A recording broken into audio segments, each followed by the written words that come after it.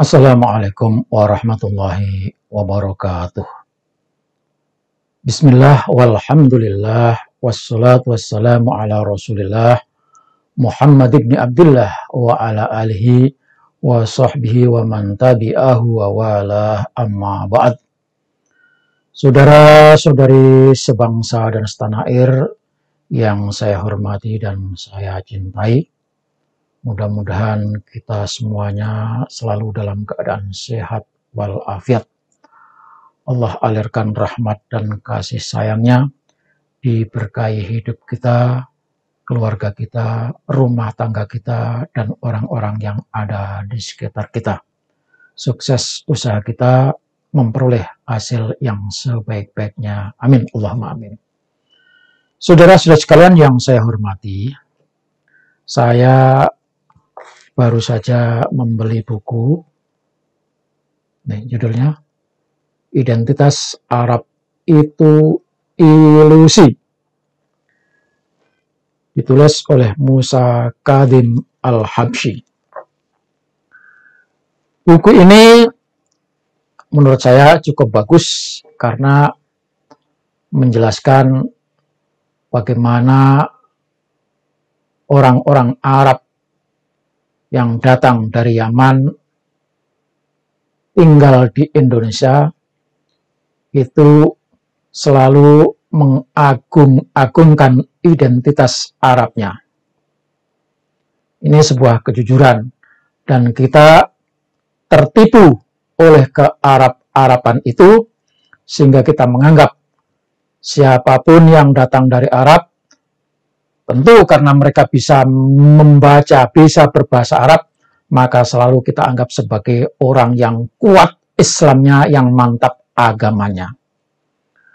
Karena itulah maka identitas Arab makin dibesar-besarkan ketika kita percaya penuh kalau orang Arab itu mesti muslim, kiai, ulama, apalagi habib.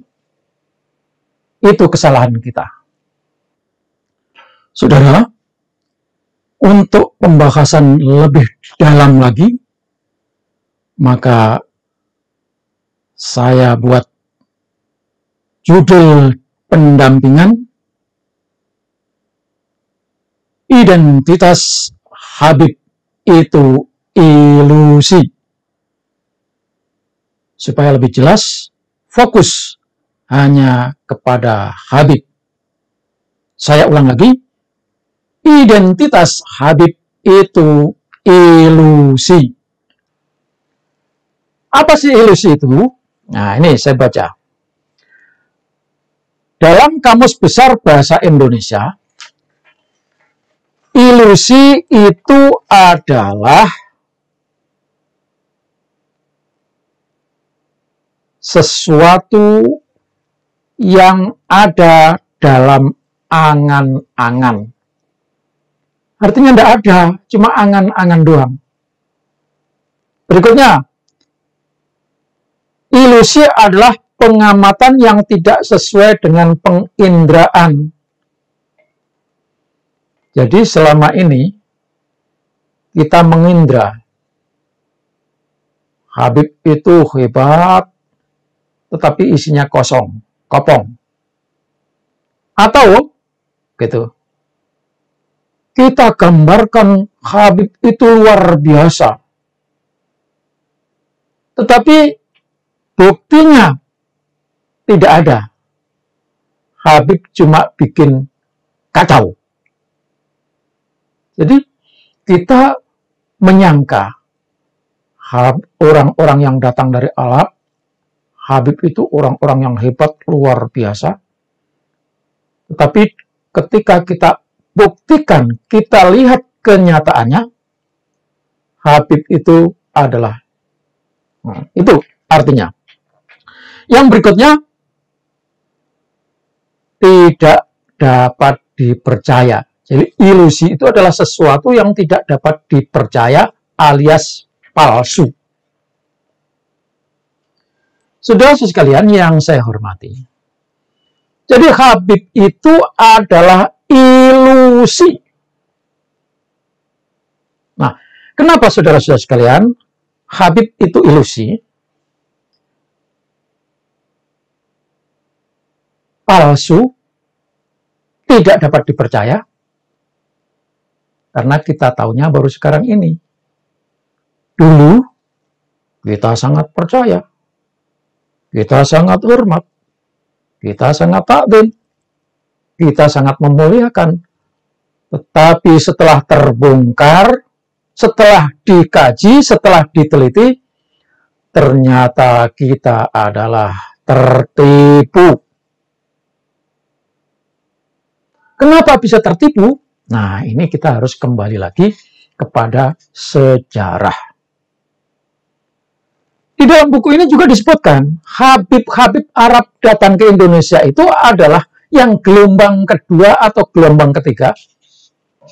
Itu adalah orang-orang yang cuma bisa berbahasa Arab. Tetapi karena kita percaya setiap orang yang bisa berbahasa Arab itu adalah orang hebat, ulama, menguasai ilmu agama, padahal kenyataannya tidak seperti itu, maka kita tertipu. Sejarah kedatangan imigran Yaman ke Indonesia di abad 18, abad 18 atau abad awal 19, mereka didatangkan oleh Belanda. Untuk apa? Untuk tujuan membantu Belanda supaya misi penjajahannya itu bisa berlangsung lama. Untuk bisa berlangsung lama, maka memerlukan orang yang bisa berbahasa Arab.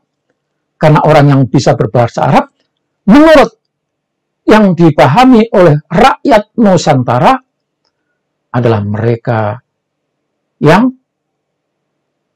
menjadi ulama, yang ahli agama. Padahal cuma sekedar berbahasa Arab. Berikutnya, saudara-saudara sekalian, jadi Belanda mendatangkan Habib keturunan Yaman, di sini disuruh mengaku Habib sebagai keturunan Rasulullah Shallallahu Alaihi Wasallam, itu bertujuan untuk membodohi, menipu bangsa Indonesia. Memang kita sengaja dibuat bodoh oleh Belanda, karena kalau kita bodoh, kita tidak akan pernah melakukan perlawanan.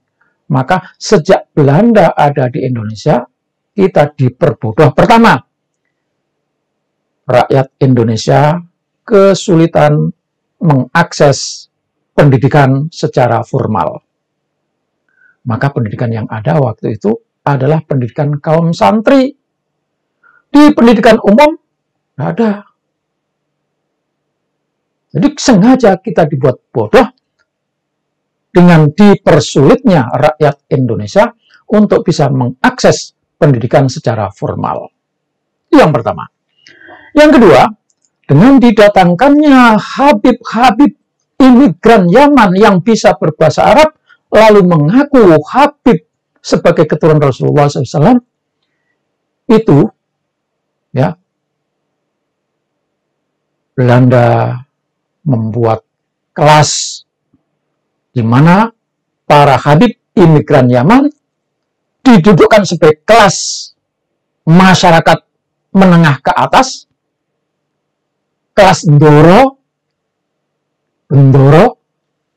Maka saya masih ingat ketika ketua PBNU membuat tulisan di Facebook saat Habib Umar mau datang ke Indonesia, beliau menyinggung-nyinggung Doro Habib Umar bin Hafid. Jadi orang Arab, imigran Yaman, Habib itu didudukkan sebagai kelas 2. Kelas 1 adalah kelasnya Belanda, kelas 2 adalah kelasnya Doro, para Habib itu, dan kita rakyat Indonesia adalah kelas bawah. Karena kita berada di kelas bawah, maka dibuat kita minder ketika menghadapi para Habib imigran Yaman itu yang ada di kelas atas atau kelas menengah. Maka zaman itu orang-orang kita selalu menyebutnya Doro, Tuhan. Itu menjadikan kita rendah, dan karena rendah tidak bisa berani menghadapi mereka, sehingga kita manut apa saja katanya Doro. Dan kita dalam posisi itu dianggap sebagai budak oleh para Habib, para imigran Yaman. Yang berikutnya, Habib yang merasa dan memang didudukkan oleh Belanda menempati kasta tinggi, warga kelas 2, kelas menengah atas, semakin hari semakin menunjukkan kepungahannya. Mereka tidak mau beradaptasi, tidak mau bergabung dengan masyarakat pribumi, dan mendudukkan dirinya sebagai kelas atas. Karena kita minder, rakyat Indonesia, termasuk ulama-ulamanya, kiai-kiainya, yang begitu dibilang, oh Habib itu keturunan Rasulullah, maka ikut saja mereka. Karena kita menganggap bahwa Habib itu adalah kelas tinggi, kelas atas, marga yang terhormat, maka kita pun akhirnya supaya bisa terangkat marga kita yang semula dianggap sebagai budak, agar kita bisa meningkat derajat kita, maka kita mencoba-coba dan berusaha mengikut para Habib, yakni mengikuti kearab-araban. Sekali lagi, karena kita warga yang minder, masyarakat yang minder, takut sama Arab yang makin lama makin menunjukkan kepungahannya, dan kita ingin meniru mereka, maka dengan apa? Dengan tujuan supaya kita bisa menjadi seperti mereka. Kalau kita bisa seperti mereka, pikir kita akan bisa terangkat mulia seperti mereka. Dan karena itu, apapun yang dikeluarkan oleh Habib, kita ikuti. Apapun yang dilakukan oleh Habib, kita ikuti. Apapun yang diperbuat oleh Habib, kita ikuti, termasuk cara berpakaian. Maka saudara sekalian, apalagi ini ditambah dengan masa tahun berapa setelah reformasi itu. Setelah reformasi, ketika anak-anak para Habib pulang dari Yaman atau pulang dari sekolah di Arab dan mulai terjun di tengah-tengah masyarakat, maka identitas Habib semakin ditonjol-tonjolkan, dan kita menganggap kalau kita bisa mengikuti identitas Habib, maka kita bisa mulia seperti Habib. Itu persepsi kita, itu ilusi kita. Ya, kita ilusi, kita punya ilusi menganggap Habib itu orang hebat, dan kalau kita ikut Habib itu, kita bisa menjadi hebat. Maka secara pelan-pelan, anak-anak kita, generasi kita, orang yang agamanya cuma agama ikut-ikutan, semuanya ikut apa yang dipakai oleh Habib. Habib pakai gamis. Kita rakyat Indonesia yang sebetulnya tidak pantas pakai gamis, ikut pakai gamis. Orang potongan pendek, hidung pesek, pakai gamis. Apa tujuannya? Supaya bisa mendapatkan kemuliaan seperti Habib. Itu adalah ilusi. Kemudian Habib pakai ugel-ugel, pakai apa itu lagi? Sorban yang warna hijau dan sebagainya. Kita rakyat yang minder, kepingin mulia, kepingin terhormat seperti mereka, kita pun ikut pakai ugel-ugel, pakai sorban hijau. Ala kulli hal, semua yang dikerjakan, semua yang dilakukan, termasuk pakaian-pakaian yang dipakai oleh Habib, kita ikut-ikutan. Disinilah saudara-saudara sekalian, kita masih terjajah. Pikiran kita masih terhipnotis. Otak bawah sadar kita masih terdoktrin. Sehingga menganggap apa yang keluar Habib itu akan mengangkat derajat dan harkat martabat kita.